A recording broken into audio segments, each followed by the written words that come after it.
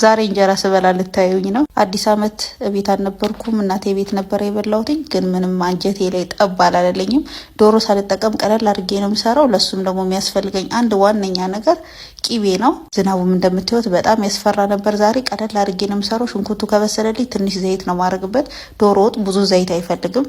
እኔም ደግሞ ስሰራ ቀለል አድርጌ ነው። ዋናው በርበሬ ስለሆነ በደንብ ሽት አድርጌዋለሁ። በነገራችን ላይ ምግብ ስሰሩ ረጅም ሰዓት ሲንተከተክ የምግቡ ቪታሚን እንዳለ ነው የሚጠፋውና ምንም ጥቅም የለውም። ትንሽ መከለሻ ጨምሬ ወፈር ያለ ስለሆነ ስጎ ውሃ አረኩበት ትንሽ ላላ እንዲል። በዚህ ሰዓት ሁሉም ሰው የተቸገረው የተነጠረም ሆነ ያልተነጠረ ንጹህ ቅቤ ማግኘት ነው ለየትኛው ምግብ።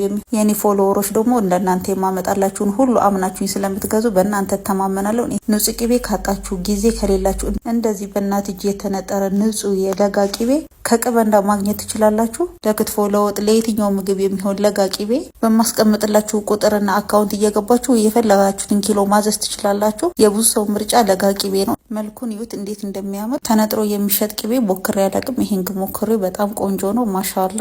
እንደዚህ አይነት ቆንጆ ቅቤ የምትፈልጉ ከሆነ አካውንታቸውን ሜንሽን አደርጋለሁ። ቁጥራቸውን ካፕሽን ላይ አስቀምጣለሁ። እየደወላችሁ ዘዙ። ንጹህ ቅቤ ተመገቡ። ባይ